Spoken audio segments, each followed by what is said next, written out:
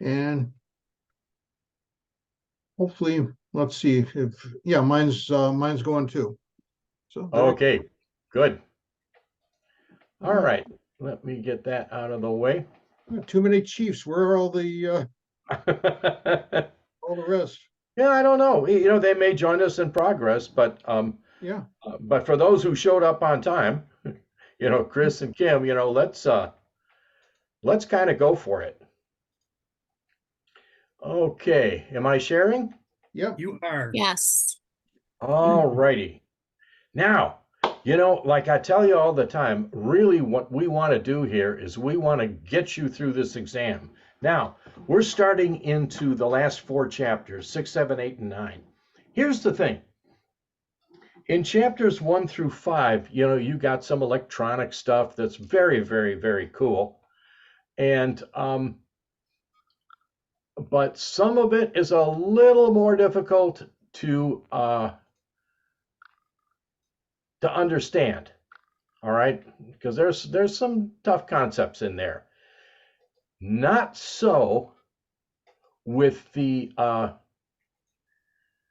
last 4 chapters. The last 4 chapters, there's a little bit of practice and some administrative stuff, some rules, some procedures, that kind of thing, and then some safety stuff. What I want to show you about this is, over on the far right column of this, these of the 35 questions that you may get on your exam, 18 of them are going to come from these last 4 chapters. Now, here's the thing. These last 4 chapters are much easier than the first 5 chapters. But there's a lot of little stuff, and there's a lot of little stuff you just got to kind of remember that you can't really guess on. There's one question I think that's they still ask with chapter 7, and it's the one I always use for example. And there's a question that could pop up as, how many hams do you need to start a ham radio club to get a ham radio call sign? And, if you just try and guess at that, there's any number you could pick might make sense. 1 might make sense. It's not correct. 2 might make sense. Well, that could be a club, but no, that doesn't make sense either. 12, like 12 eggs in a dozen, or 12 months in the, no, that's not right either. The correct answer is 4. For what reason? Who knows? But that's the correct answer. But you know what? Now you know it. If it shows up, you got it. There's a lot of stuff in these last 4 chapters that's going to be just exactly like that.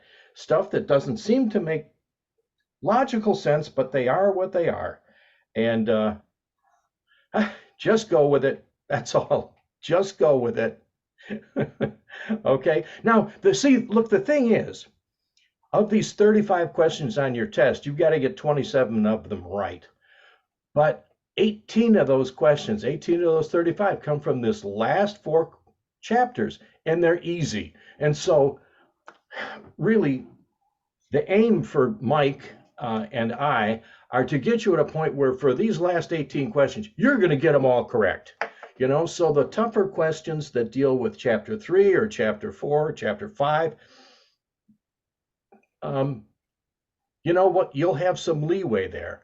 Of those 35 questions, you can get like 8 wrong and still pass. 8 or 9. Any rate, I think anyhow, you can get 8 wrong and still pass, but you get these 18 right, and then for the other 17, you can miss almost half of them. All right, but you won't. Okay. All right, so that's my little spiel. And like Jerry often says about the tech license exam material, it covers an area that's a mile wide but only 1 inch deep. Okay, and that so describes these last 4 chapters. Now, I showed you that, and before I get into the formal presentation, I'd kind of like you to look at this, because at some a little later on we're going to be talking about repeaters and bandwidth and communicating with satellites and things like this. And they're going to be talking about, you don't want to be crowding out other people's signals. And what I want you to see here is, and this is a cool graphic. I stole this one from Joe Rasnick, WBA ADX, that he used when he taught the tech class. But this gives you a graphic representation of how small a Morse code signal is. That's CW at the top, 150 hertz. That's a tiny little signal. By the way, that's also why you can get such long distance using Morse code, because all of your radio power is going into that little bitty bit of signal. Now, single sideband voice, it's quite a bit larger, but it's still a pretty small signal. When we're talking about the 2-meter band, VHF and UHF, and we're talking about FM, it's FM narrowband, by the way. Look at the size of that signal, how much bandwidth that takes up relative to either single sideband or to Morse code, CW. It's enormous compared to that. And that FM signal, that's the FM we use on amateur radio. FM broadband that you hear on your commercial radio station is immensely larger than that. Okay, and I think there was one other graphic I wanted to show you. Oh, sorry. And that is this one. Now,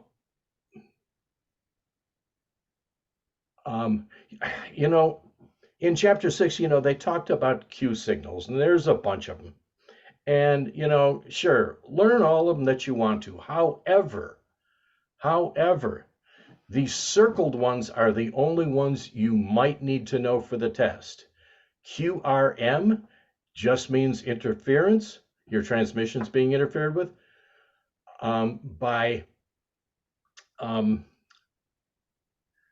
other radios or other radio signals or something like that. QRN means you're getting interference, but that's natural interference, like normal atmospheric static or thunderstorm static, whatever. Okay, now, you just remember the difference: QRM, QRN. QRM, man-made interference. QRN, natural interference. All right, QRM, they could have a question about QRM. And then the other one is QSY. And QSY simply means I'm changing to another frequency, or should we change to another frequency, or let's change to another frequency. All right, QSY. This stuff was all made up for Morse code, really, but you'll hear people occasionally use it on regular voice transmissions in VHF. Okay. Now, let's have a looky-see at what ARRL. Okay. Now, we're going to go through this pretty good. And the cool thing about this is that this presentation shows you lots of the actual questions that you may encounter. What I've done is I've kind of modified this, and it's always been presented in a 2-slide process, where one slide they pop up and ask you the question and then give you a chance to answer, and then the next slide they come and they give you the answer. Well, I've cut that out, so I just come up with the answer slide, just because for the sake of time, right? When I first started teaching the tech class with Jerry back, I think it was 5 years ago, we were doing it in person, and I actually did handouts and had people like fill it out on paper, and that was cool, but it just took too long. Okay, let's breeze through chapter 6. Chapter 6 it's an interesting chapter, and it's about the actual how to communicate, actually using your radio and calling up and talking to someone else and all the cool stuff you can do. The first thing let's talk about is band plans. Band plans, the important thing to remember about band plans is that they are voluntary. And, if you read in your chapter, you read closely, you may think, oh, who decides the band plans? And the real answer to that is hams decide the band plans. The FCC doesn't. They don't have anything to do with it. And the ARRL doesn't either, really. They publish the band plans, but they publish the band plans based on how the bands are being used or how they've traditionally been used. So the thing about the band plans, they're voluntary agreements that allow for the more efficient use of what frequencies are allowed for hams to use. Okay, now here is a very cool band plan. This is for the 2-meter band. Now here's the deal. In VHF and UHF, first off, there is an enormous amount of real estate. When you look at the 2-meter band, that goes from 144 megahertz all the way up to 148 megahertz. That's 4 megahertz of bandwidth that's allowed. That's a lot. When you think about, say the 40-meter band, I think starts at what about 7,000? It starts at 7,000 kilohertz and it goes up to 7,000 kilohertz and it goes up to 7,300 kilohertz. That's only 300 kilohertz of bandwidth for all hams to use. And this isn't 300 kilohertz, this is 4 megahertz. It's a huge amount of space. So that's why there can be a lot of different functions on this band. Okay? In the early part of the band, there's usually a space set aside for weak signal. And when we say weak signal, really what we're talking about is Morse code, people using Morse code or people using single sideband. And you see the early part of this is for single sideband. But in the 2-meter band, and it'll also be true up in the 420 meter band, there are allocations set aside for repeaters. Now repeaters, remember, they need 2 banks of frequencies. They need one for the input, that's one for transmitting and one for receiving. And those are split. Okay, all right. But you see here, there's lots and lots of different stuff going on. Notice there's some allocation set aside for satellites.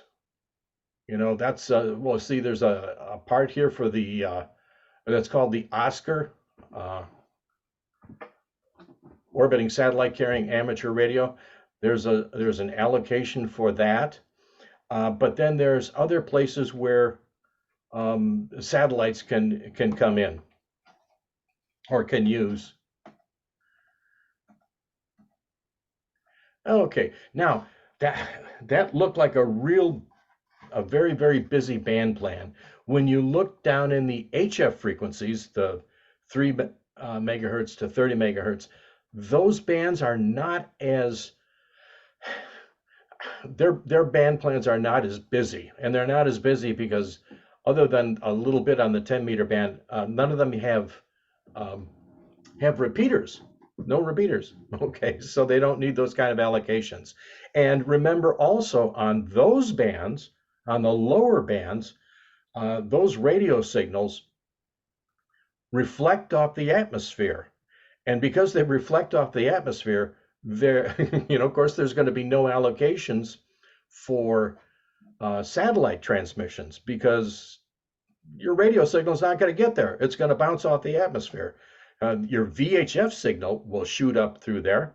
And actually, at some point on the 10-meter band, it could, you could also, on the 10-meter band, there are places where there are often downlinks from satellites, but you get any lower in frequency than that, you're talking about the 15-meter band, the 20, the 30, the 40, and certainly the 80. There's going to be no satellite communications with those bands either. Okay. Bob, so a question. These band plans, are these legal types of assignments? Does the FCC, is the FCC in charge of all these things? If you wander into the wrong place, are they going to go after you, or is this something else, some kind of other agreement? No, the band plans are simply voluntary agreements of how amateurs use the band, and of course, it's published by the ARRL, but even the ARRL, the American Radio Relay League, doesn't police it as such. Now there is a caveat here, and that is in the repeater areas, in the repeater frequencies. If there's a conflict between two different repeater groups, there's a regional repeater group administration group that can handle things, and little tiffs are usually sorted out there. Actually, little tiffs are usually sorted out at the very local level, and should anything go up higher, they actually could bring in authority, but really, band plans are not FCC regs. Mm-hmm. Did I cover that okay? Thank you. Yes, you did. All righty. Okay, satellite uplinks and downlinks. And yes, what we were talking about here is that with satellites, normally they're transmitting on one frequency, often in the VHF area, transmitting on one frequency and receiving on a different frequency, often in a different band. So you can have satellites, with their uplink, their receive could be in the VHF range, but their downlink, their transmit, could be in the UHF. It's very common, one way or the other. Okay, where am I? And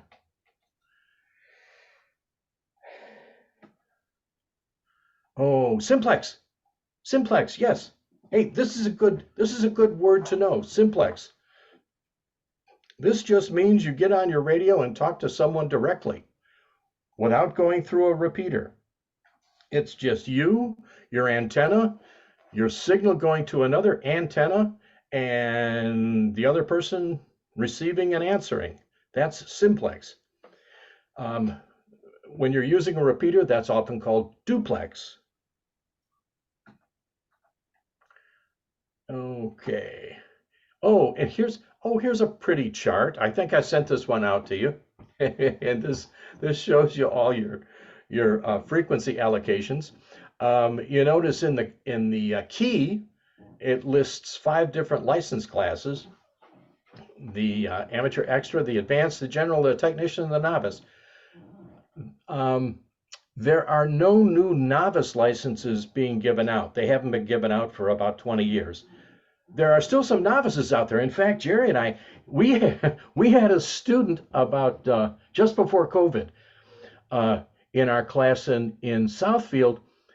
He'd been a novice for 30 or 40 years, but he wanted to upgrade to technician. So that was originally the novice was just a 1-year license, and after that you got your general and or technician, and otherwise you'd lose out. Yeah. But then they made it renewable. Yeah, one and done. Okay. The other one is the advanced. The advanced, there are still people who hold an advanced license, but they're no longer being issued. Now, of course, it's just the 3 licenses. Okay. See slide interpreting the band plan. Oh, come on, you know how to interpret the band plan. Okay. All right. Yeah, the little picture on the right, that shows you what modes you can use. It's color coded, and the color codes are used in each of the um, different bands because different allocations are given in the different bands. In some places, there are some places where you can use only CW. There are some places you can only use phone or, well, no, that's not true. Usually when you can use phone, you can also use anything else, but there are some sections strictly set aside for CW and some for data or teletype. Right, these things are legal. These are administered by the FCC, and if you stray from these, then the full force of law will come upon you. Indeed, they will. Yes. Don't make Jessica mad at you. Okay. Making contacts on repeaters. All right. All right. Now, the first thing, the first thing in making a contact, whether you're going to make a contact through a repeater or a simplex contact, for goodness sakes, make sure you're using a frequency and a mode that is allowed for your license level. What you probably do once you start being a ham and start playing around with it is you're going to keep the frequency list or the band plan right next to you. And I know I certainly do because I don't necessarily want to have to memorize what each where my voice privileges are in each different band. So I just keep the chart and I refer to the chart and make sure that what I'm about to or where I'm about to transmit is good for me. All right. Then once you know you're in a legitimate part of the frequency or the band, a legitimate part of the band, your frequency is good, then just listen, make sure no one else is using the repeater at the moment, keep your transmit. And it's also nice to ask if the frequency is in use. Just a quick, this is N8REL, is this frequency in use? And it's just courtesy. And if it is, just say, yeah, thank you, N8REL, clear, and go. All right. Identify your station legally. Yes, that's going to be a requirement. The easiest way to attract listeners, yes, just give your call sign. All right. This is N8REL monitoring. N8REL available for contact, or N8REL CQ. All right. Responding to a station. Yeah, Go ahead. one thing though, Bob, if there are some people who listen or monitor the repeater, but they don't make very many contacts. If you want to talk to somebody, one trick is looking for some information, or something of that sort. Maybe asking where the nearest Walgreens is, or something like that, and you might get some helpful person who will acknowledge that he hears you, that your signal is actually working and all that. Sometimes the whole day will go by and you won't hear anybody using the repeater, but still people are monitoring. Yeah. Okay. Responding to another station. If you hear someone out there, like you hear this nice voice out there saying something like W9MPI monitoring, you would call back and say, W9MPI, this is N8REL. and then should he deign to respond to me, then we would have our contact, our communication. Yeah. Of course, you might always be ignored, but that happens. Oh, and yeah, and interrupt someone else's conversations. And you know how this can happen? You know how this can happen accidentally is that sometimes you may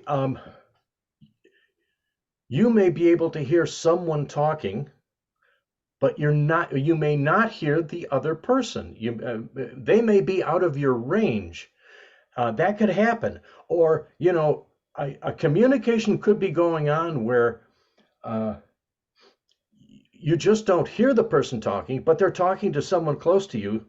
And when you pop up and say something, that closer person says, "Hey, we're in the middle of something," and then yeah, just apologize, get off, and that's fine. Everything's hunky dory. Hey, I paid for my equipment. I have a license and all that sort of stuff. This frequency is mine. No, nobody owns the frequency. Nobody owns any frequency.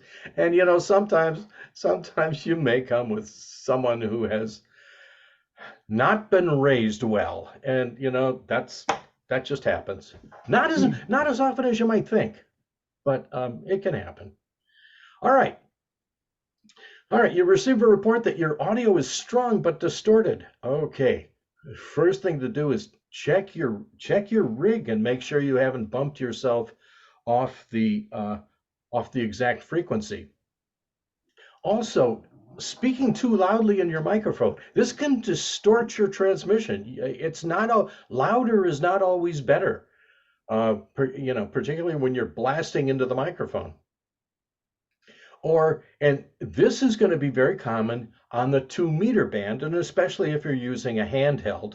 And that is, you could just be in a location that's just not good.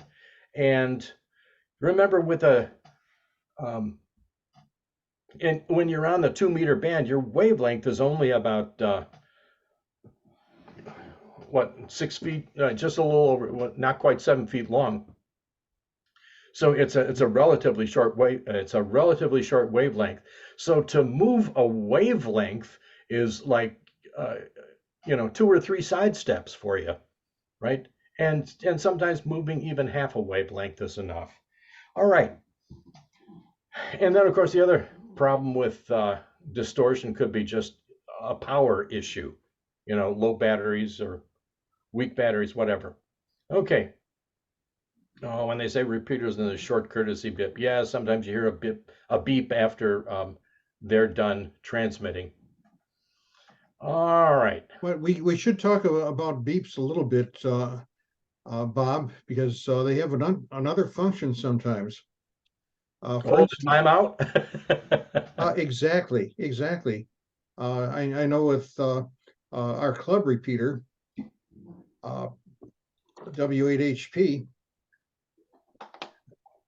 you every time you hear the beep, you hear what is it, a 2-minute timer start? I think we have a 3-minute timer. Yeah. Okay. So you get a little loudmouth and you start talking for a long time.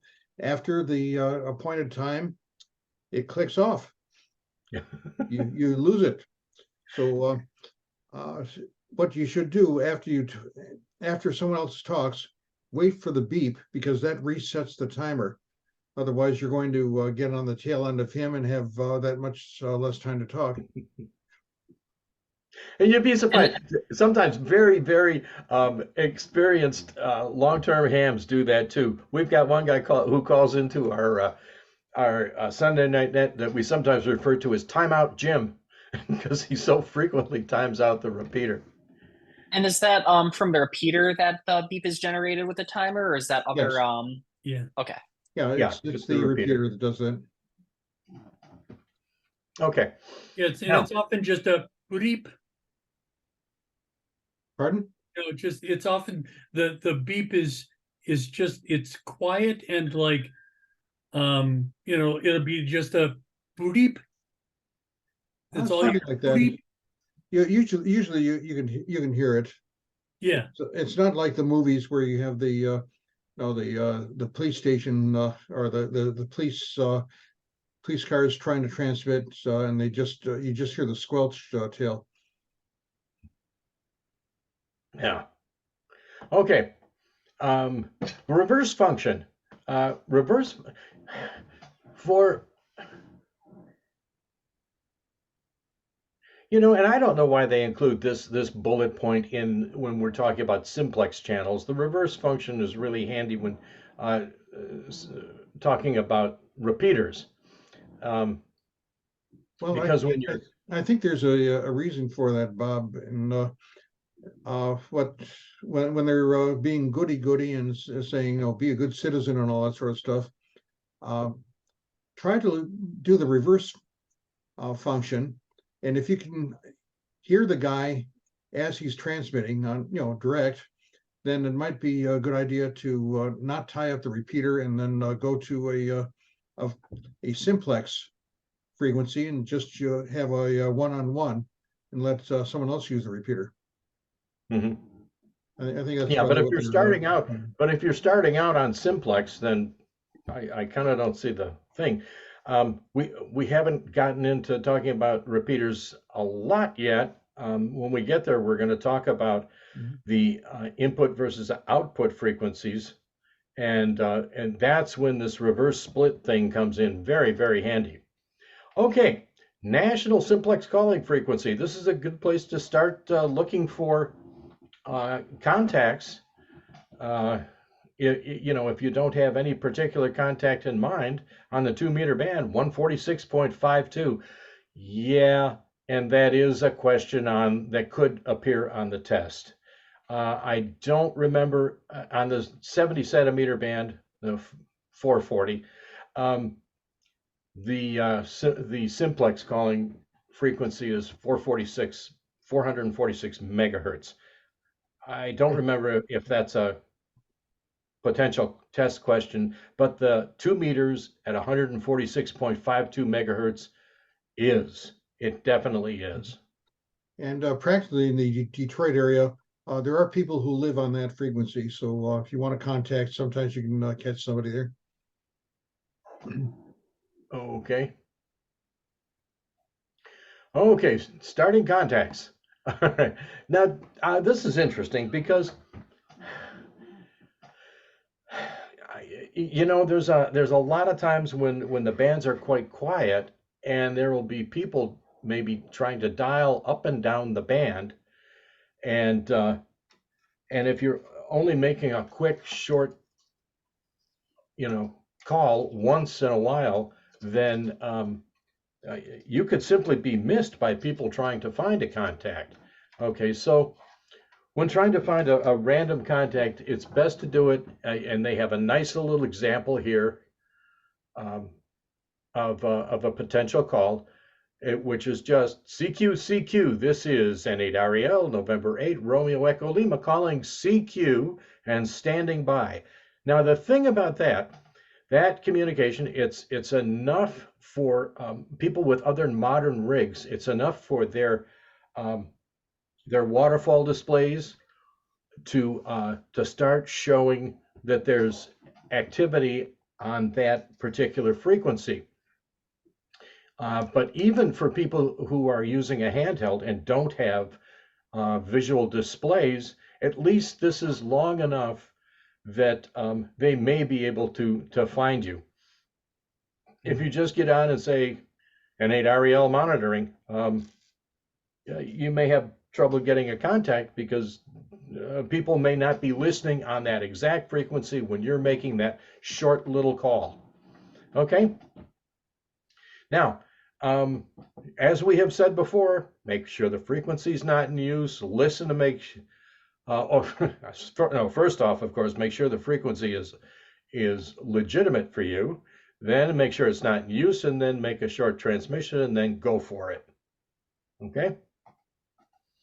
Q signals. We talked about Q signals a little bit, and again, there's just three that I really want you to know. QRM, which is man-made interference, usually other radio interference. QRN, which is atmospheric or natural interference. And then QSY. Let's change to a different frequency. Where you'd use QSY, if you start with the national calling frequency at 146.52 and you make a contact and you want to talk with someone for a while, maybe you don't want to tie up the national calling frequency. So you say, something like, let's QSY up to 146 0.58 or something like that. Well, 525 is the usual alternate for that. There are hundreds and hundreds of Q signals. They go way back to the First World War. I remember there's one. Shall I shine my spotlight on a cloud so your aeroplane can find the airport?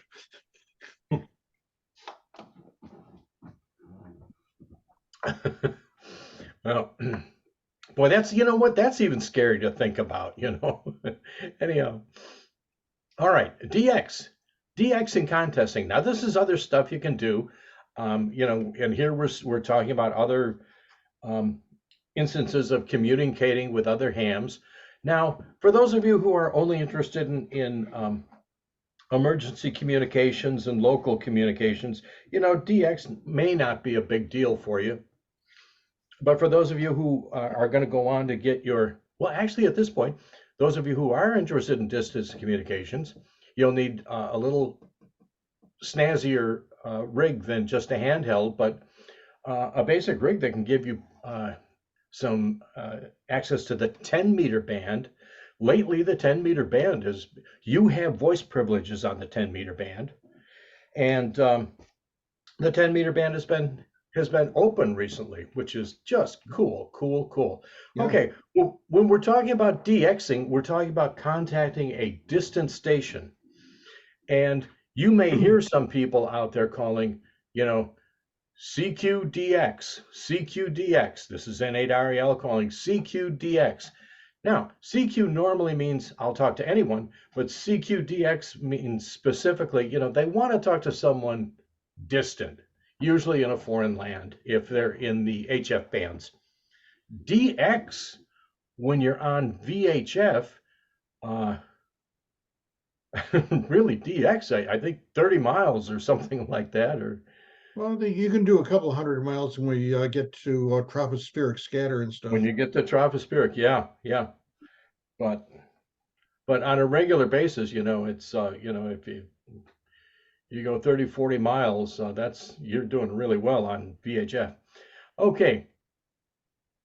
All right. And what they're telling you here again is that if you're trying for distance, again, single sideband or Morse code, CW, are best. And remember back to that picture of the relative bandwidth of the FM transmission versus the CW or even the single sideband transmission. When you get all your power going into that little bandwidth required for CW or for single sideband, you get much greater distance than a normal FM contact. Okay. And now, can I give them a little snippet of something that they can't use right now, but it's going to be available once you get your general. There are what they're called weak signal types of modes. These are computerized. We have a Nobel Prize winner who kind of devised these things. And sometimes if you go to certain frequencies like 28.074 or thereabouts, you'll hear some moaning and groaning types of signals. The good thing is, number one, it takes very little space on the band. Number two, you can hear, your computer will hear the signals even if you can't. And if you have a bad antenna, doesn't get out very far. So all you do is a very weak signal out there. Someone maybe thousands of miles away can still hear it. This is like FT8, they call it, or FT4. And these are modes that's, according to your license privileges, you can't use them yet. But once you get on and get a little more savvy, you'll be able to make some calls using very little power, and it's kind of thrilling. Go ahead, Bob. Okay.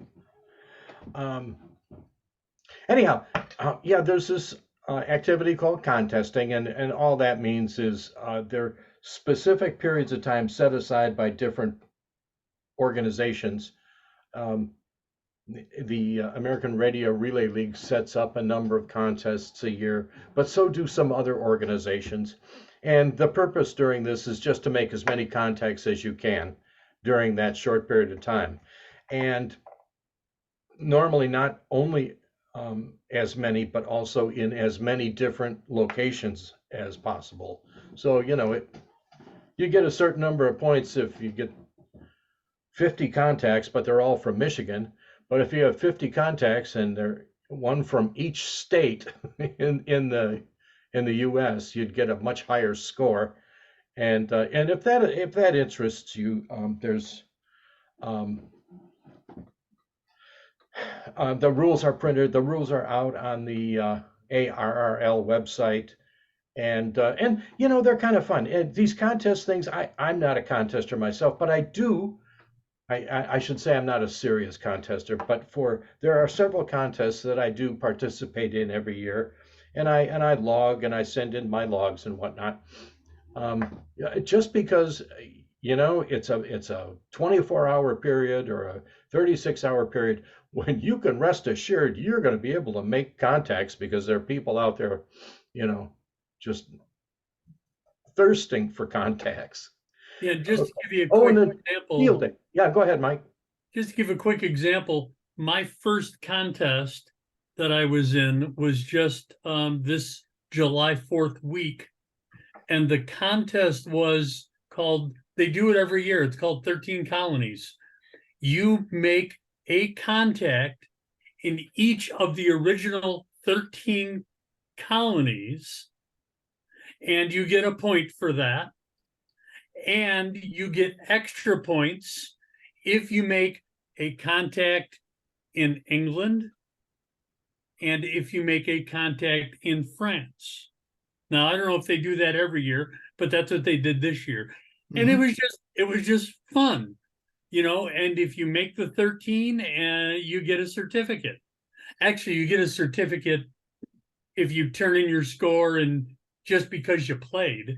But it's you get a really nice one if you made all 13. So it's just kind of a fun little thing. And some of them, like Bob said, are just how many contacts can I make from anywhere?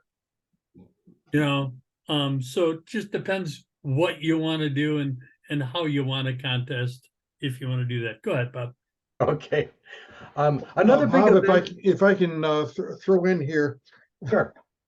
I don't know if you can see this. This is a saint. Gary, do you want to share your? Oh no, it's not on your screen, right? You're just holding it. No, it's just just my. You know what? Hang on a second. Let me stop sharing, because because I'm hogging the screen. Okay, now do it. Okay. This is a saint. Stop right there. Right there. Okay, that's a saint from Slovenia, and one year they had a contest where you contact different sections of Slovenia, and you could collect the saints, and that was their contest. Oh, very interesting. So did you win that, Jerry? No, I just got the one saint.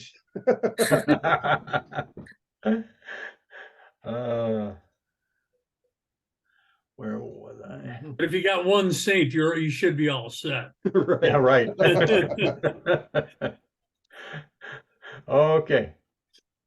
Yeah, don't collect cards on Halloween though.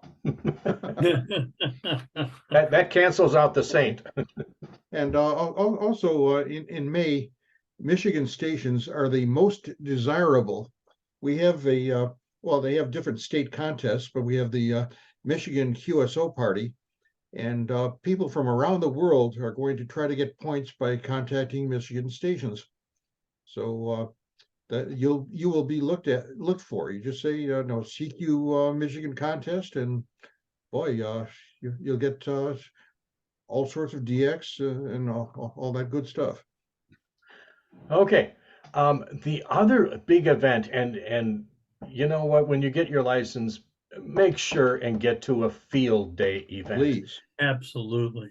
It's just fun. It's just fun. What happens is this is an event where the local amateur radio clubs set up radio stations out in some park, and they set up several different radios and set up antennas, and you can go there and you can contact.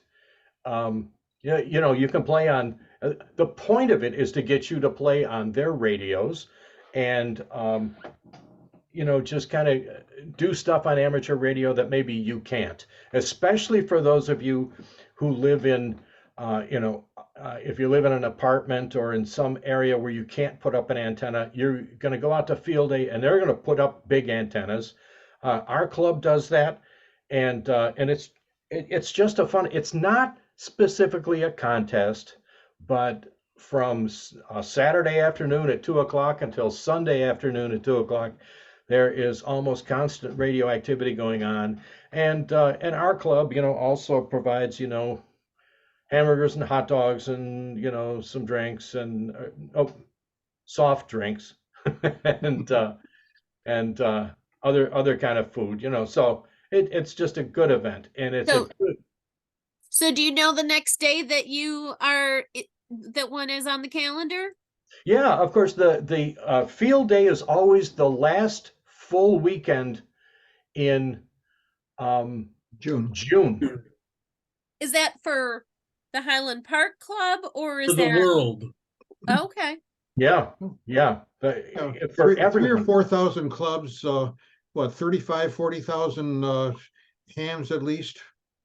And the beautiful thing about this is that if you don't have an extra class license, if you're under the supervision of an extra class operator, you can operate in the extra class band and all sorts of stuff that you're not allowed before. But what was that? I'm five, I'm allowed. Yeah. Now on this one, they say it's the 4th full weekend. I thought it was always the last full weekend. So I'm not quite sure about, by next week, we'll tell you the actual date.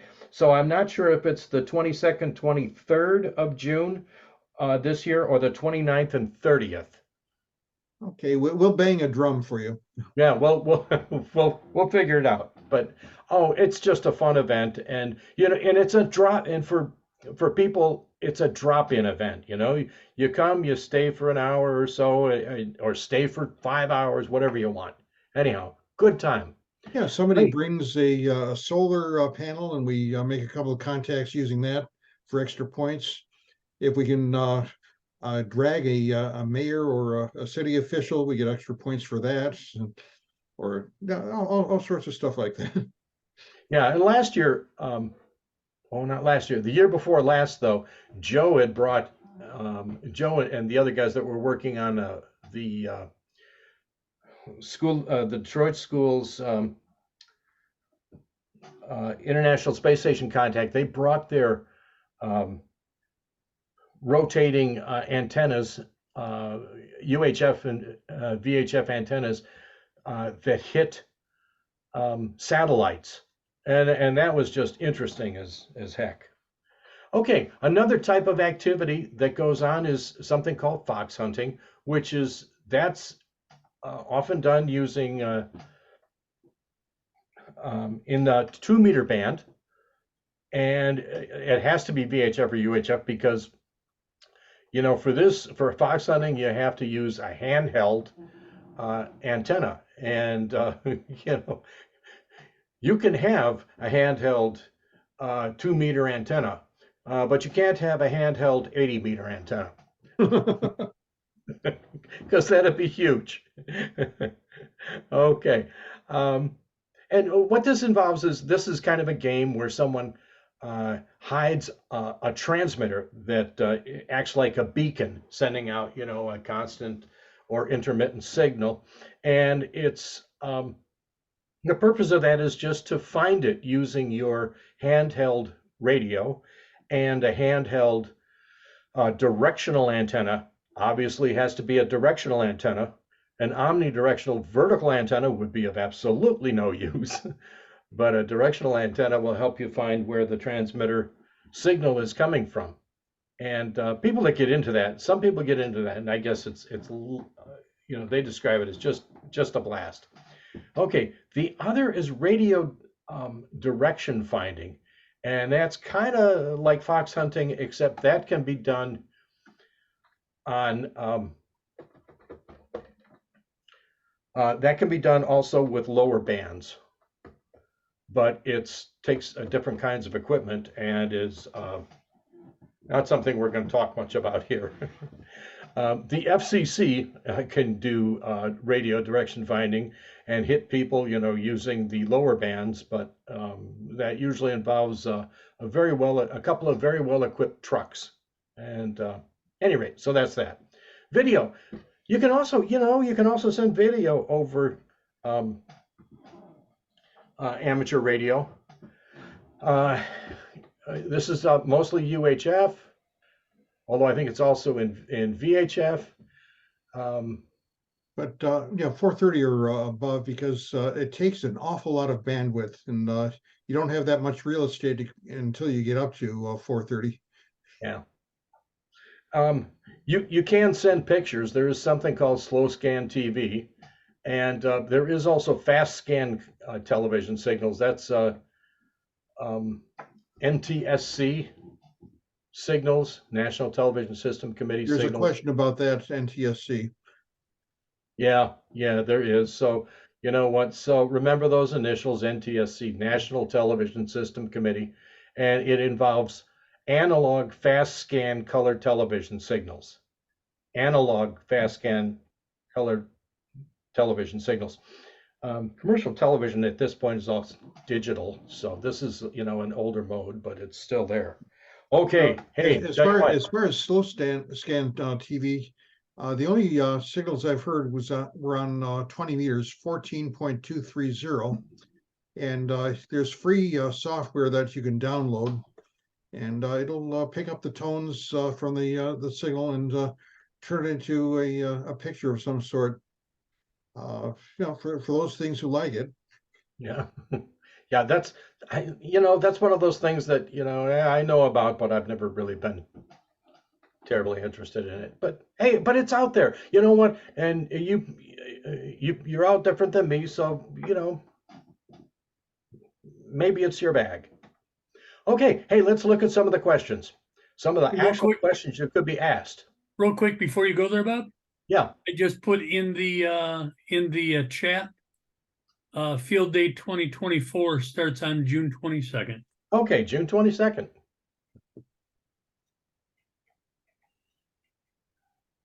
Okay, let's go to the questions. Where may single sideband phone be used in the amateur bands above 50 megahertz?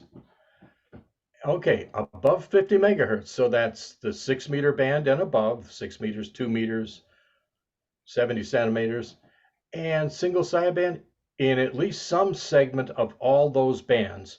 Remember, you get up to the VHF and the UHF, there's parts of those bands that are allocated for digital and part of it for repeaters and whatnot. But single sideband, there is real estate for each of those, or there's real estate in each of those bands for single sideband.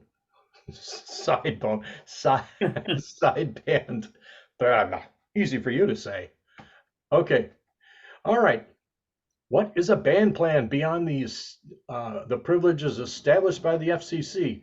Okay, and here's what I want you to know. It's a voluntary guideline for using different modes within a band, all right?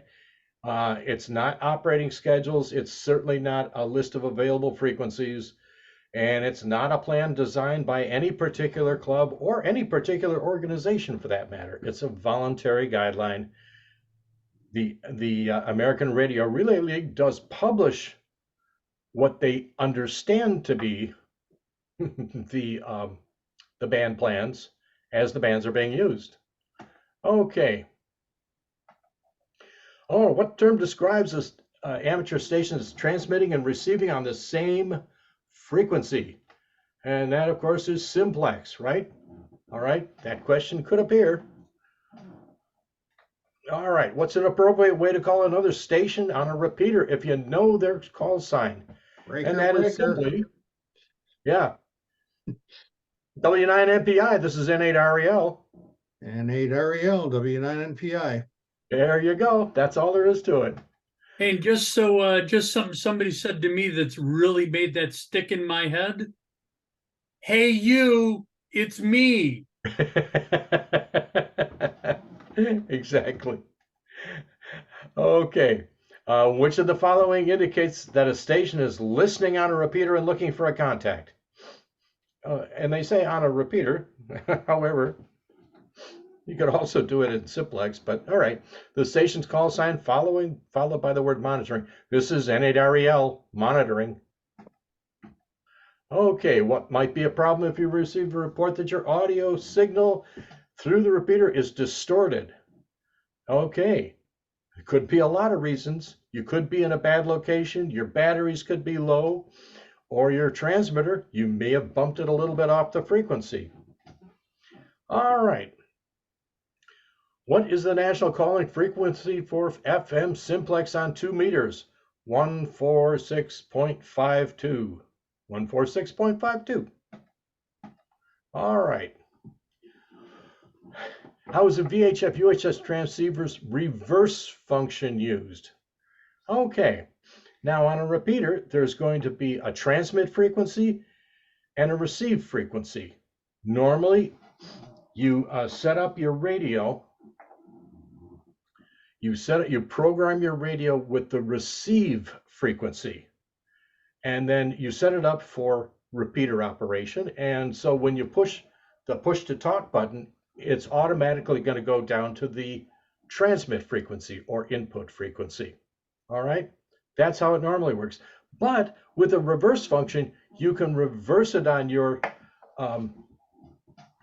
receiver so that you're actually not listening on the receive frequency, you're listening on the input frequency.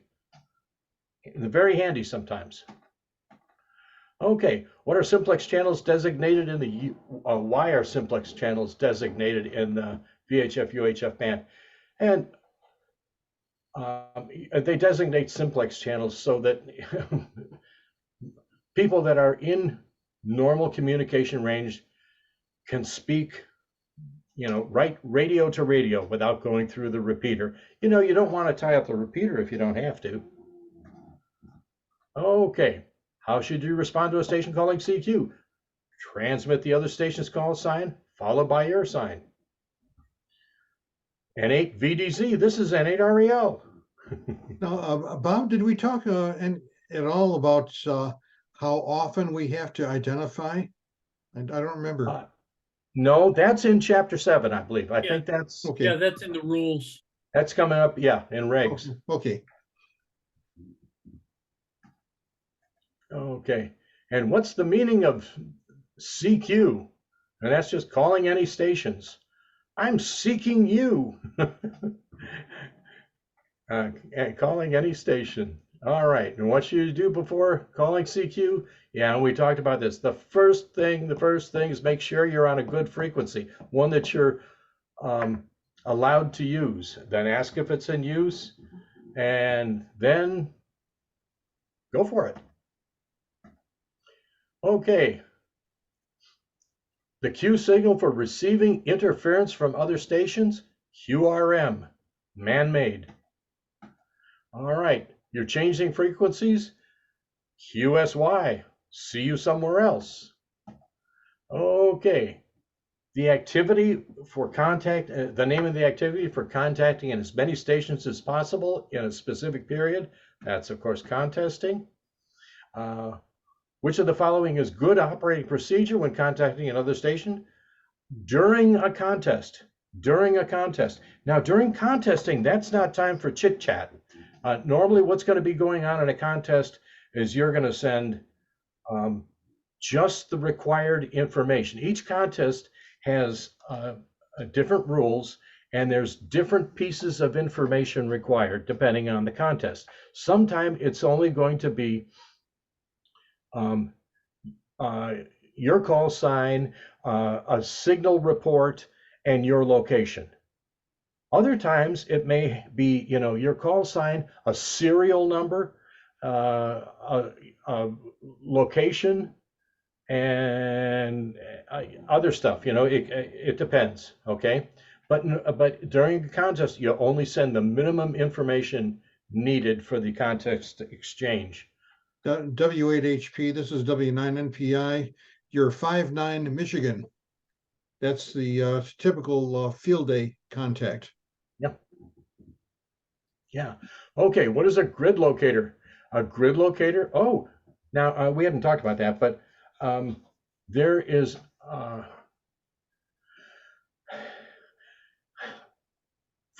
actually, this is for the whole world. There are letter and number designations for geographic locations. Think about the whole world covered by a bunch of squares, and the squares will have a two letters followed by two numbers.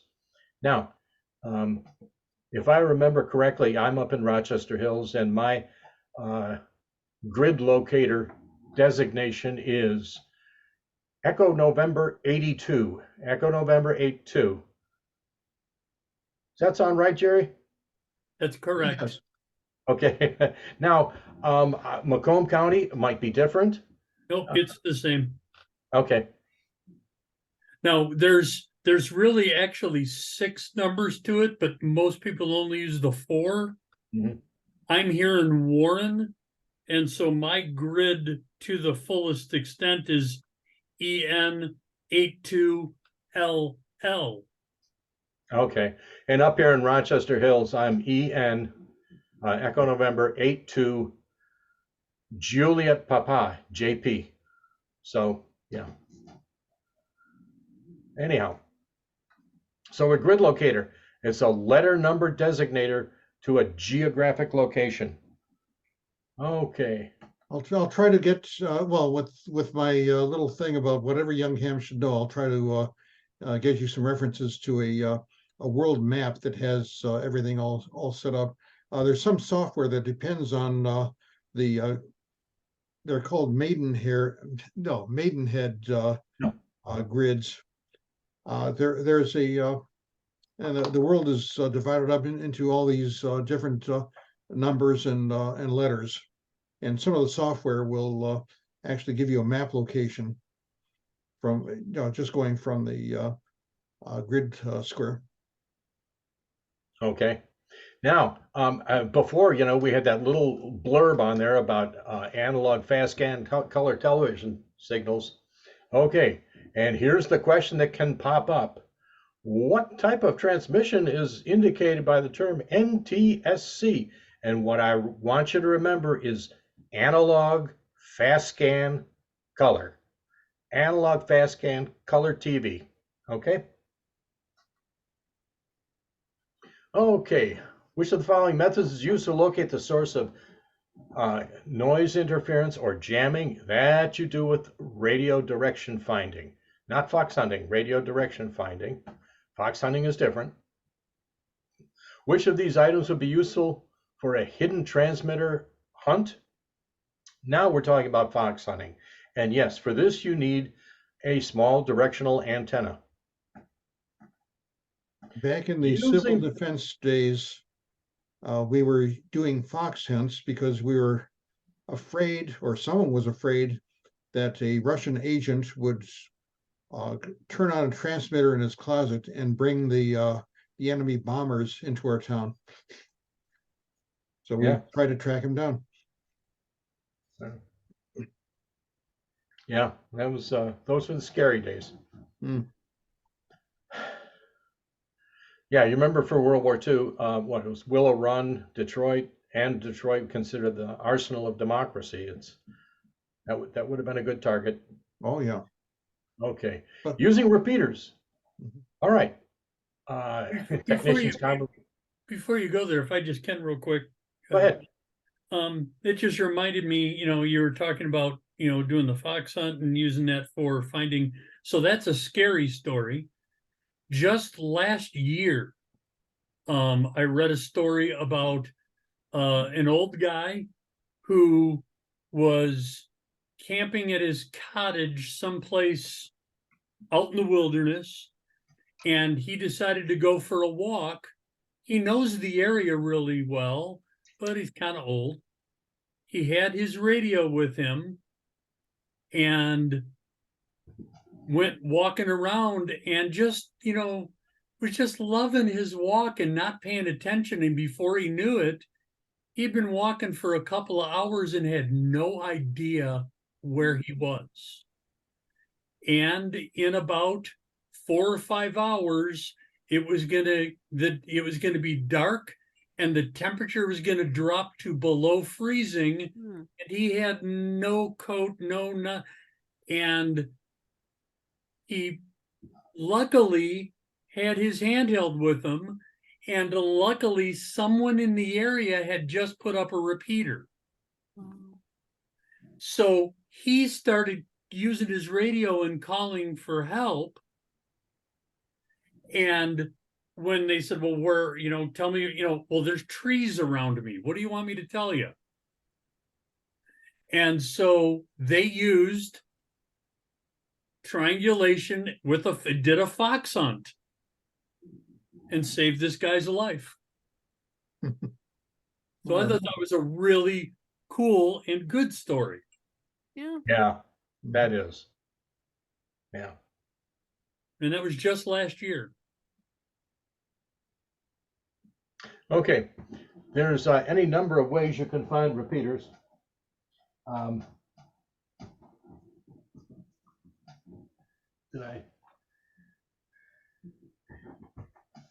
There's AARL publishes a directory. Also, you can look it up on the internet, and there are just probably thousands of repeaters out there throughout the country that you can use to communicate through. Okay, the scanning function on your radio. Now that's interesting. The scanning function is something just, you hit it and it will try and find frequencies where there is actually activity. That's very, very, very handy. That works even on handhelds where you don't have optical displays, visual displays showing you frequencies in use. Okay, now to access a repeater. All right, here we go. You need to know 3 things. Number 1, the output or transmit frequency.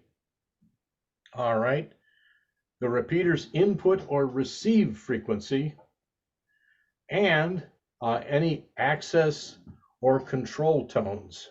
Now, remember the repeater is going to receive on one frequency and transmit on another. It's going to hear your transmission on one frequency, and then it's going to take your transmission and transmit it out on a different frequency. Okay?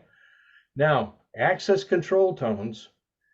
What access control tones are, those are sub-audible. Hang on. Access control tones are sub-audible tones. You can't hear them, but your repeater does. And what the purpose of the sub-audible tone is to alert the repeater to signals that it should pay attention to. There are a lot of radio signals out there in the ether, and you don't want your repeater picking up everything, only the stuff that's supposed to go in there. So usually when you see a repeater, it'll in a repeater listing, it'll tell you if you need a sub-audible tone, and it will tell you at what how many hertz that has to be. Oh, There's something like 50 of those tones, so you have to set your radio to the tone. Of course, no, there's no simple way of doing it. Each radio has its own way of doing it. So Yeah. take it to a meeting and see if there's somebody who knows how to do it. yeah. And Now- especially with the handhelds. Oh my gosh. Yeah. painful. Hmm, But there's software you can program with, yeah, which make the handhelds way easier to program. yeah. Okay, now the difference, there is a standard difference between the input and the output frequency, between the transmit and the receive frequency. In the 2-meter band, it's usually either plus or minus 600 kilohertz. Now, for our Hazel Park repeater, for our 2-meter repeater, our receive frequency, our listen frequency is 146.64. 146.64. Now, when you've got your program, your rig set up correctly, when you hit the press to talk button, it will automatically take that 146.64 and subtract 600 kilohertz. And then you will transmit at, you'll transmit at 146.040. Okay. So that's the shift, and it's called the shift or the offset. Now, one thing, you don't need it for the test, but 147 megahertz seems to be a dividing line. Any repeaters below 147 use a minus 600 shift. So the transmit is 600 below the receive. If it goes above 147, then it's a plus. So the transmit frequency is going to be 600 kilohertz above the receive frequency. That's the convention nowadays. Okay, and then up in 70 centimeters, the 440 megahertz band, the offset is plus or minus 5 megahertz. You know, because there's, like I say, there's a lot of real estate up there, so that's a huge offset, but it works. All right, linked repeaters. Yes, linked repeaters, how fun these are. These are just repeaters that can talk to each other. Now, again, most repeaters will not just accept any radio transmission they hear. The radio transmission has to be accompanied by an access tone. And okay, now remember this: continuous tone coded squelch system, or a CTCSS, that could come up in the test. PL, private line, I don't think that comes up in the test, but anyhow, so these are both the subaudible tones that, Yeah, synonyms. that alert the repeater to pay attention to this transmission. Okay. Now, in So- Kalamazoo and Grand Rapids, Michigan, they use 147 megahertz as the receive frequency. If you're closer to Kalamazoo, you use a minus, or sorry, you use 1 PL, and it'll activate the Kalamazoo repeater. If you're closer to Grand Rapids, you use the other, and it'll activate the Grand Rapids repeater.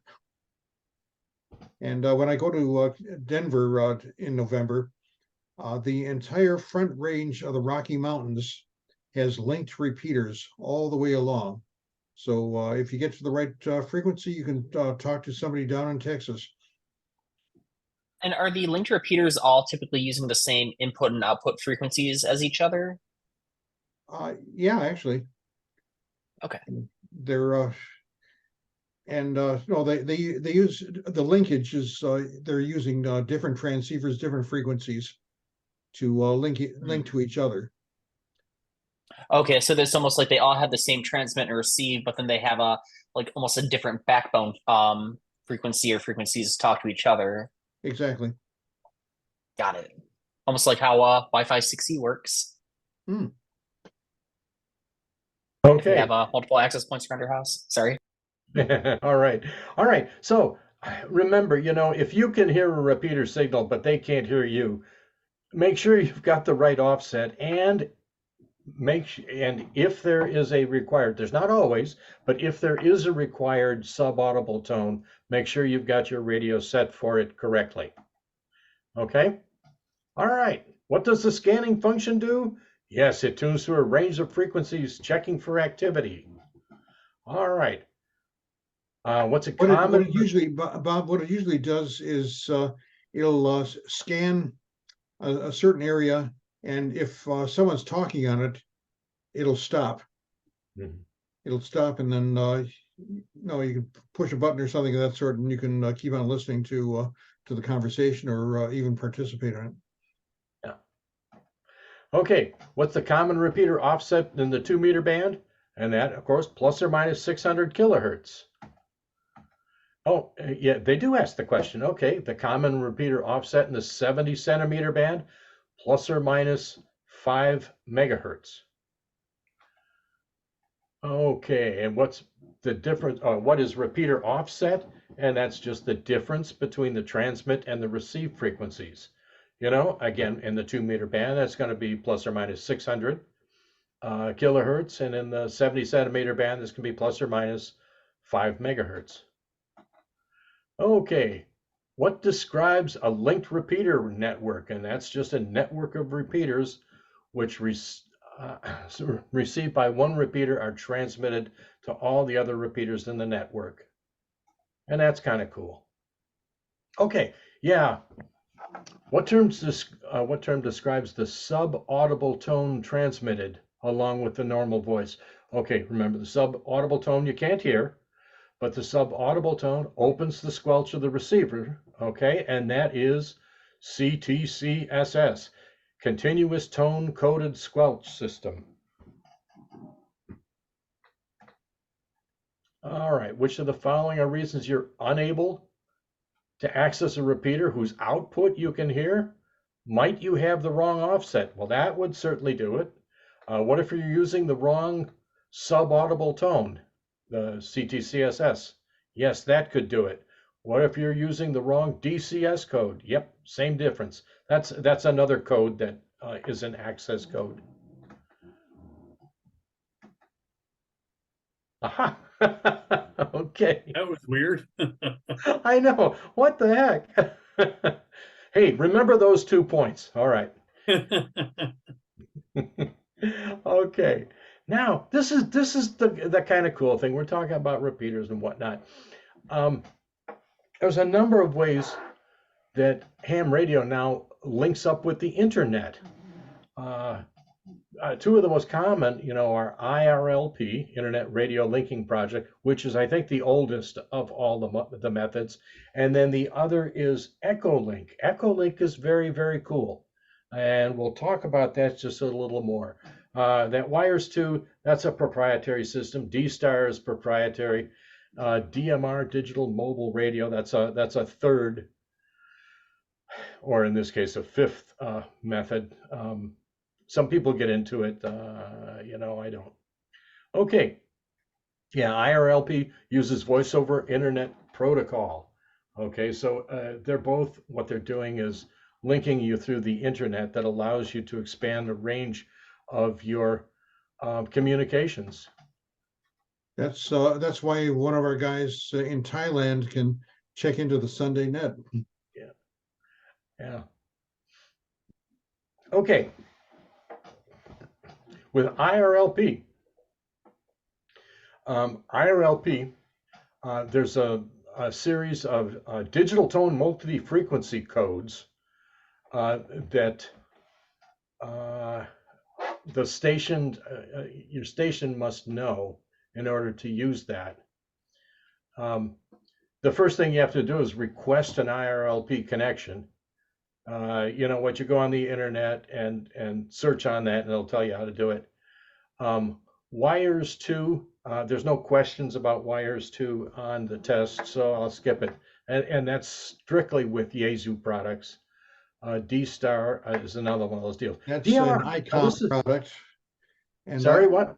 I have very, very strong opinions about this. It's now let's make sure that people will only buy our radios, so we have a system that can only be used by our radios.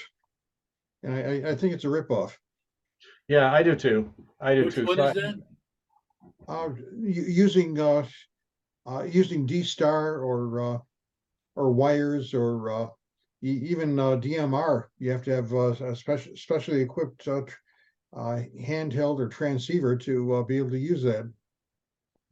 And if you have I'll say an emergency radio network, you're not going to be able to talk to each other using different Right. radios like that.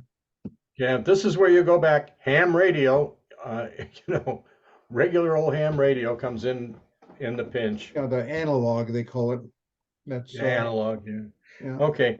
One thing though, this DMR, there is some questions specifically on the test that could show up. So with DMR, I want you to remember two things, and that is time multiplexing, and this is where essentially your signal can be interleaved with others, and so you're using the same little frequency, but separated only by time. Okay, rather than being separated by phase or frequency or amplitude. No, it's just time multiplexing. But that whole thing requires something they call color codes, which are used to access a repeater. And the color codes, that's just a name. Okay, there's no colors. All right. Regarding IRLP, what I want you to remember about that is that dual tone multi-frequency business. Okay. Oh, yeah. To use DMR, you know, you've got to program your radio with these specific IDs. You know, your IDs and the IDs you want to hit, and then with these codes, these so-called color codes, before you can start communicating. Again, that's a kind of a specific-y kind of thing, and some people get into it and some don't. And these are voice over internet type things. Yeah. So if the internet ever goes down, you can't use it for emergency communications. Done. Yeah. Yeah, I'm kind of a purist. I don't use any of those. So I've used Echolink before because I wanted to test it out when I was on vacation in Texas. Mm-hmm. You know, and I brought my laptop with me and logged onto the Sunday Night Net. But yeah, I'm all for just ham. Yeah. You know, Yeah. when the world goes to hell in a handbag, I'm still going to communicate and not have to relearn how to use ham because it's all I use. Yeah. So, but that's just me. Okay. Yeah. Give me a rig one and tip- a one- stick in the air. Yeah. One tip though, when you get your license, the FCC is going to send you a link where you can download a copy of the original license.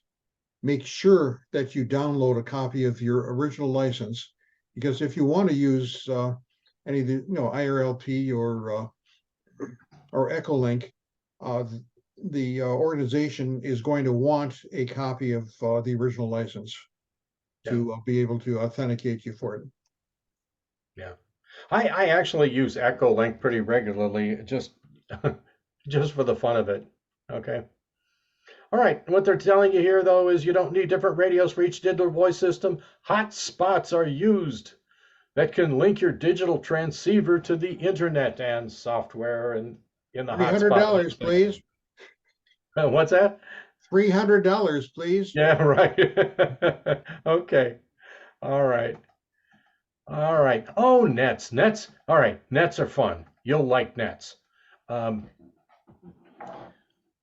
Really what they are. And here in your book, it talks a lot about nets in terms of, emergency communications and traffic handling and not. But, most of the nets out on the air these days, they're more recreational in nature. We have a Sunday night net where people just call in and say hello, talk to other people. It's very, It's very friendly. It can be very friendly. But yes, of course, nets can be used for emergency purposes and for coordinating community response things. Hey, Um, Bob, do you have a couple of minutes? I have, now, since I have not been successful in getting my radios to go into this microphone, I found a YouTube of a directed emergency traffic net. And just to, if you could stop sharing and let me share. I Sure, can, go ahead. Put a minute or so of this in. Okay. Go for it. Okay, thank you. Share screen. All right.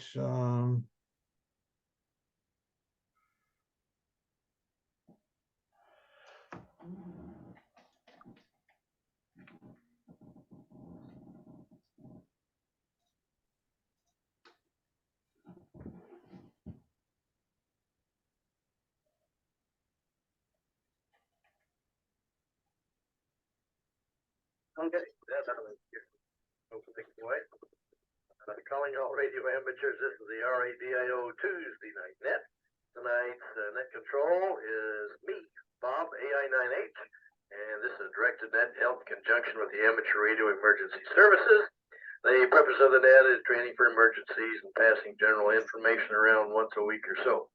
The net will be called with emergency and priority traffic. We'll handle any traffic if there happens to be any messages.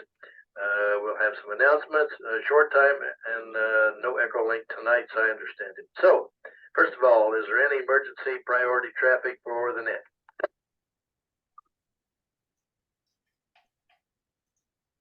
Okay, let's then proceed down to announcements.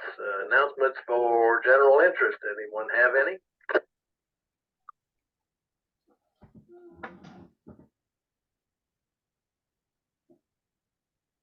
Okay, I didn't hear any announcements.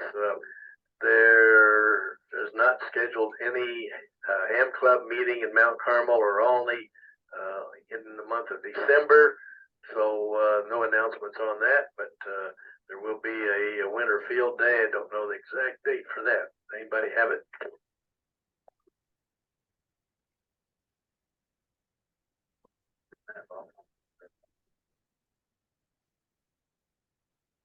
Very loud, Mark. Say again.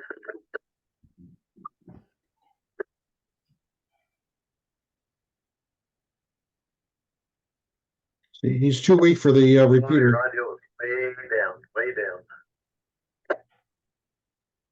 Yeah, right at the moment, sounds like he's talking to himself. Better. Yeah.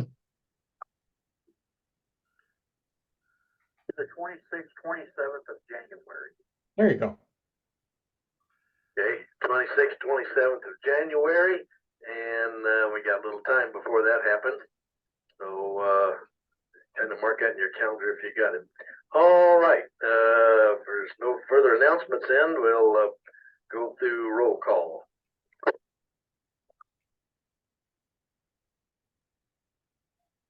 All right, get my note paper out of here. We'll stand by first for short times, those that have to stay high and run. And if you got time to make comments, why no need to be short time. So short time stations, go ahead at this time. In 9 CJS. Hi, I'm out of here. K9 PJC in short time.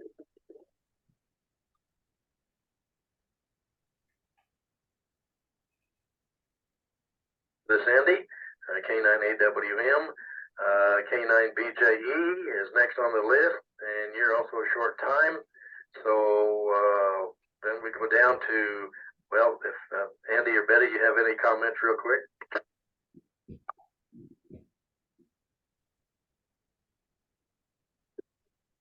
Okay, we'll then go to Tim, K9TDO in Carlisle.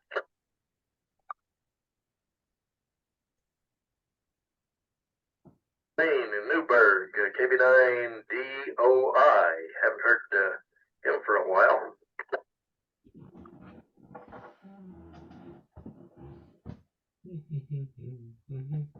Okay, got the CWIDN. Chuck, KB9KHB. People of few words. Yeah, really.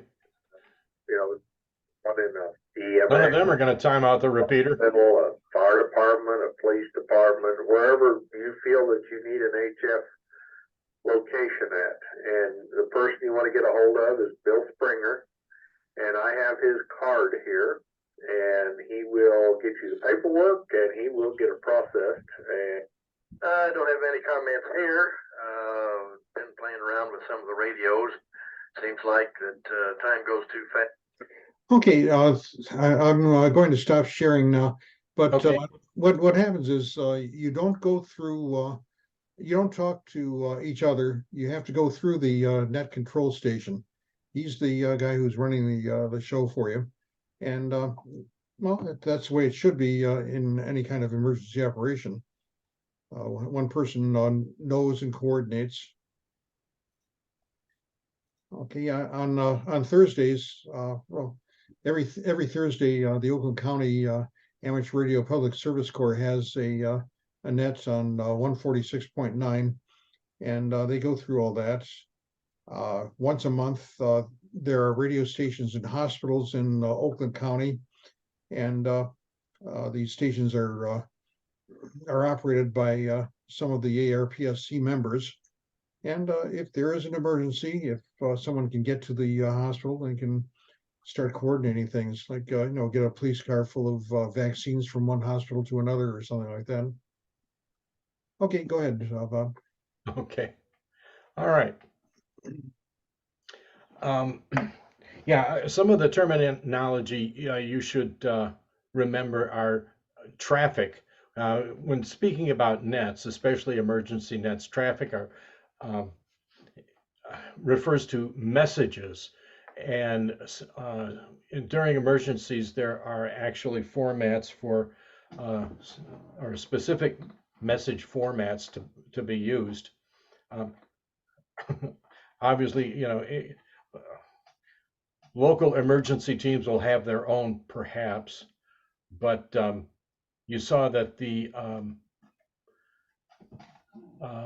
text actually gives you a specific type of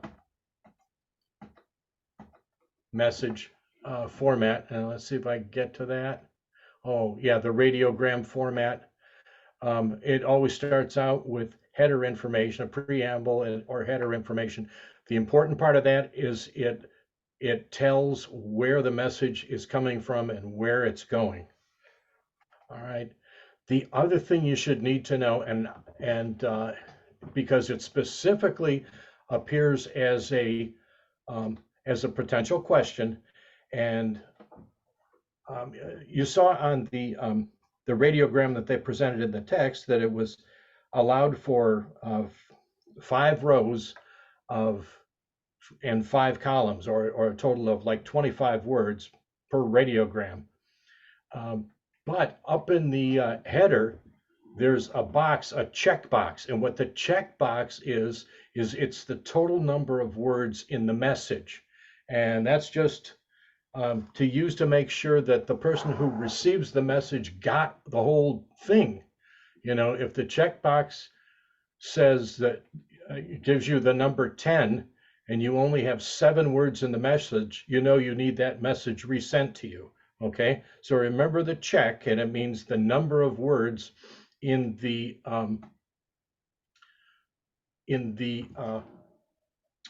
radiogram, in the message. Okay, let's look at some more questions. Again, these are questions that can show right up on your your little exam. Okay, all right. What type of signaling uses pairs of audio tones? And that is DTMF, dual tone multi-frequency. So that'd be something that would go, it's 2 different tones. Okay. And how can you join a digital repeaters talk group? And remember, this is like DMR, where you have to program your radio with the group's ID or code. Okay. And what's the purpose of the color code on DMR? The color code must match the repeater color code for access. You've got to, those two codes have to be this, the code on your machine and the code on the repeater have to match, or you don't get into it. Okay, what functions perform with a transceiver and a digital mode hotspot? Okay, and remember, that's communicating using digital voice or data systems via the internet. This is something that hooks, your radio into the internet.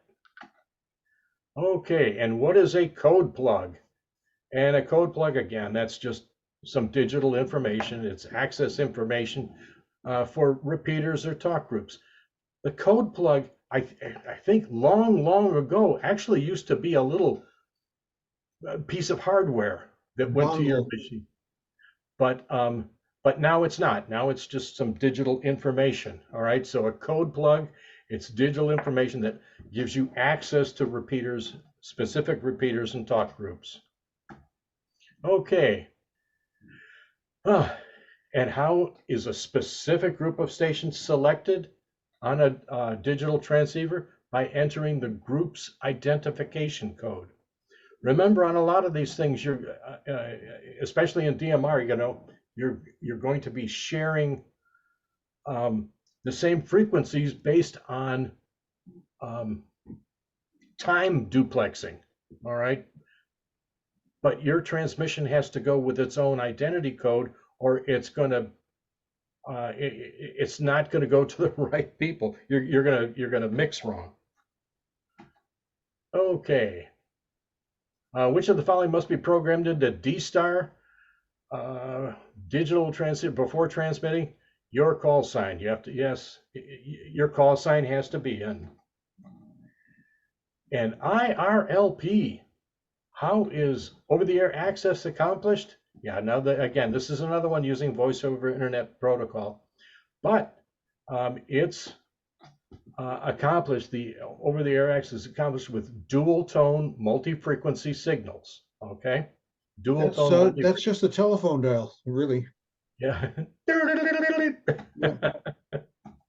Okay. What is voice over internet protocol? All right, that's a method of delivering voice communications over the internet using digital techniques. Okay. All right. What's IRLP? Okay. It connects amateur radio systems via the internet using VoIP.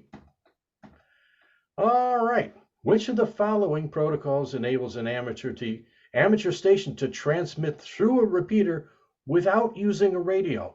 Now, here's the cool thing about Echolink.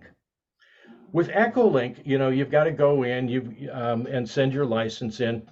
You do this electronically, not paper, but and they send you back, an access download, a code download. But once that's on your repeater, you don't have to turn on your radio. On your computer, you mean? You said on your repeater. I'm sorry. Yeah. Once you've got this on your computer, you can communicate through your computer. You don't even have to turn on your radio at all. Okay.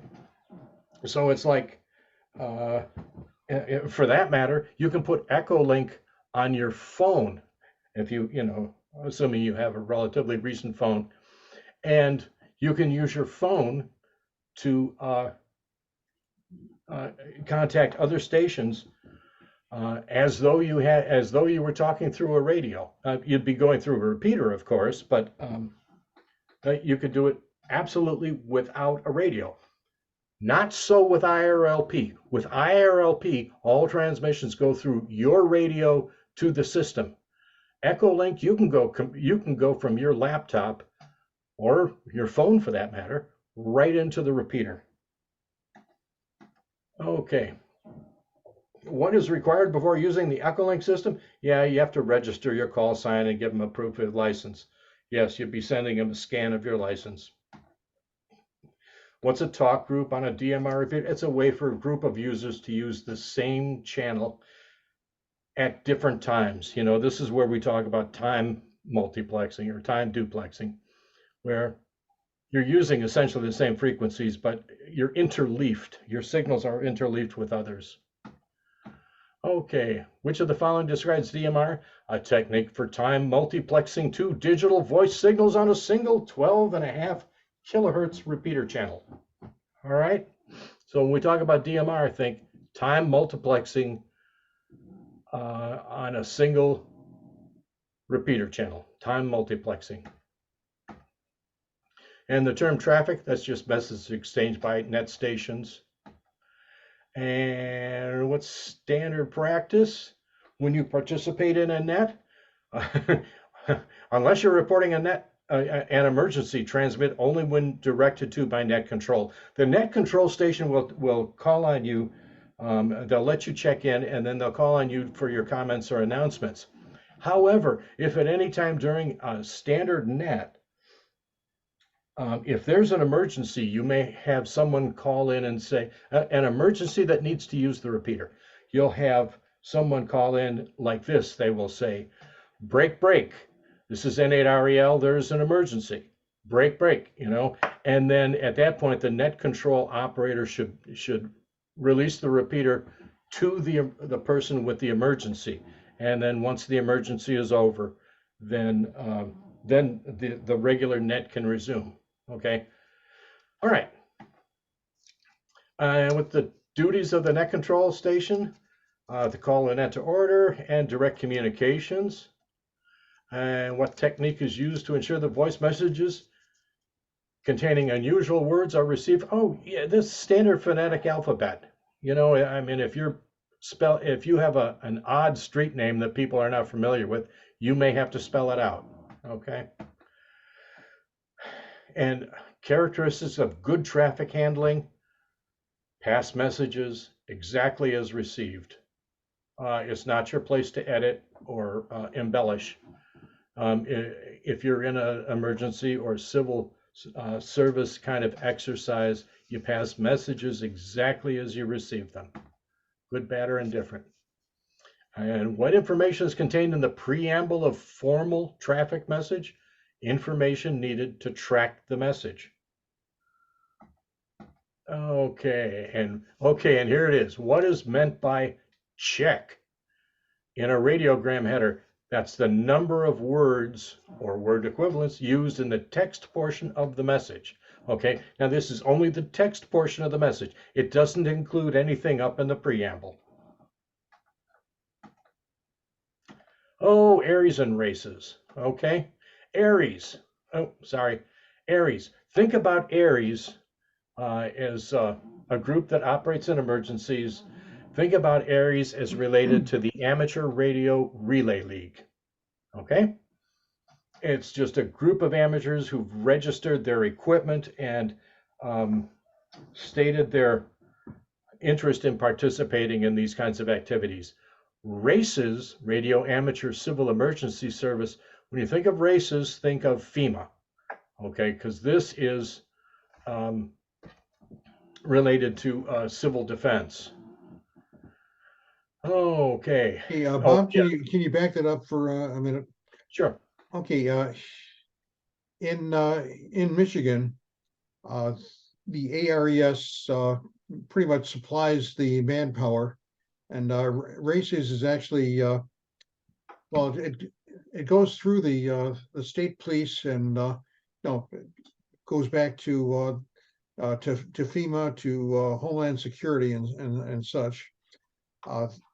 The AR, okay, and it's run actually out of an emergency operations center that's across Telegraph Road from the county offices for this county. There's a state emergency operations center up in Lansing, so it's pretty well disciplined. So. And if you want to join, there are plenty of people who can steer you to it. It does require a police check and fingerprint to get in, but they do good work. So it's something that's will get you operating, and no, people will depend on you. Okay, back to you. And again, Jerry, that's mostly local communications, and their tech license should make them useful in that. Yes. Absolutely. Yeah. In Warren, that's what, Macomb County, right, Yes. Mike? Yep. Yep. Okay, and so you have your own emergency operations center, and actually the emergency coordinators are appointed by the ARRL structure. Okay, so there's a good relationship between ARRL and the RACES. Okay. All right. Threats to life and property. In an emergency, you may use any means possible to address the risk when the emergency involves threats to life and property. That includes operating outside of your licensed privileges, okay? Any mode, any frequency, anyway. Okay. Satellite operations. Satellite operations, it's kind of a fun thing. Okay, the International Space Station, any licensed amateur can use the 2 meter and 70 centimeter bands to communicate with the International Space Station. Yes, these are technician bands. To call the space station, call NA1SS, November Alpha 1 Sierra Sierra. Transmit on 145.990. Win the birds overhead. Okay, and listen on 145.800. All right. There are also amateur satellites up there. Amateurs have built over 60 satellites, usually small ones, and they've been up there for 60 years. So when you hear the name Oscar, that just means orbiting satellite carrying amateur radio. And the technician, of course, these are usually within the technician privileges. Now, sometimes sometimes they use the 10 meter band. I don't know how often that is. If the 10 meter band is used as a downlink, like a downlink from the International Space Station or from a satellite, you can listen to it. But if the uplink, but you can't transmit on it. But if the uplink is in the VHF area, and whether that be 50 megahertz or 6 meter band or the 2 meter band, then you can communicate with it. So you communicate on an approved frequency. You can listen to any frequency you want to listen to. Okay. They got some cool definitions for satellite, apogee, beacons. The beacon, that's just a continuous signal with information about the satellite. Usually satellites, beacons regularly broadcast the health and the status of the satellite. Okay. Yeah, Doppler shift, you know what that is. Okay, interesting definition that could pop up, and that is the FCC's definition of a space station.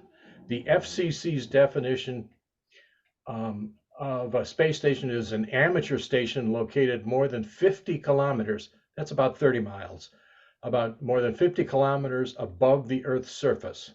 All right. And tracking, there are satellite tracking programs. You can Google it and download satellite tracking programs. And but tracking programs sometimes needs information called Keplerian elements. Keplerian elements just describe how the satellite is moving. That would be things such as the orbital inclination, the right ascension of the ascending nodes, the eccentricity of the orbit, the argument of perigee, the average motion, the average deviation, that kind of thing. Now, one really nice thing when you get a tracking program like that, I have one that tracks the International Space Station as it goes around the Earth, and there's a circle underneath the image of the satellite. That circle is the range that the International Space Station can cover. So if, or actually any of the satellites. So if you're in that circle and someone else is on that circle, you can talk. You can talk Yeah. together.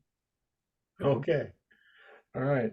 Yeah, the International Space Station, it's up there and it's moving fast. Yeah, It looks something like 17,500 miles an hour. yeah. Yeah. So when it, 4.75 miles a second. yeah, when you're trying to talk to the space station, you only, when it crosses the horizon, you can start talking to it. And when it gets to the other horizon, it's gone because you can't speak through the earth.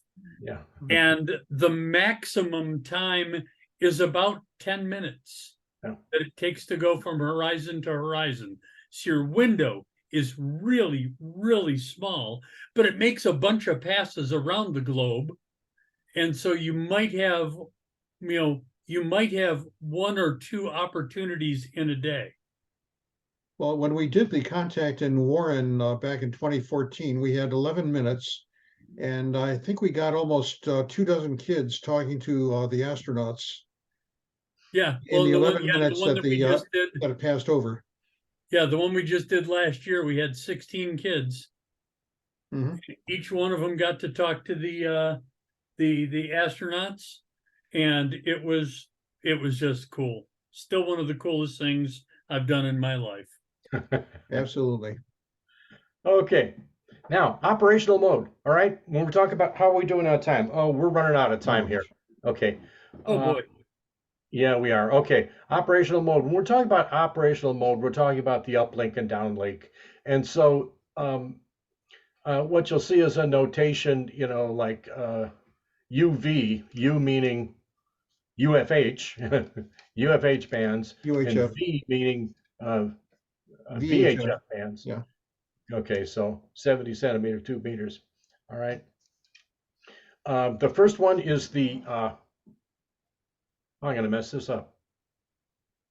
The first one is the uplink, and the second one is the downlink. Is that right, Jerry? Yeah. UHF. Oh, no. Downlink is, yeah. That's what it is. Yep. Yeah, that's right. Yep, that is. Okay. All right. Now, the one thing, and that can show up as a question is, when you're contacting that a satellite, you want to use the minimum amount of power possible. To know if you're on the right amount of power, try and listen to the transmission back to you, and it should be, your transmission should be as strong as that, as what's being reflected back to you. And we're at practice questions, but we're also at 9 o'clock. So check the practice questions yourself. Take practice tests. It will do you wonderfuls. Mhm. Okay. Oh, well, thank you all for showing up today. And I'm sorry about last week, but I was just not in shape last week to do the class. So it's Are we extending it a week or are we cramming everything in the next couple weeks? you know what, that's going to be up to you guys. I would prefer to extend a week. I Just don't because care either way. That'll take it what, to the 9th? Same. well, At it's the At this point, I'm dialing in every Thursday until you say stop. So- Okay. Okay, so we're scheduled for the 9th, but I think we may have to take the 16th also. It's just, the thing is, the stuff in these last 4 chapters, it's not hard, but we want to go over it with you because we want you to get all these correct. Yeah. So, some of the tougher questions in, electronics or electricity and radio circuits, which is a little more complicated, we'll give you some breathing room.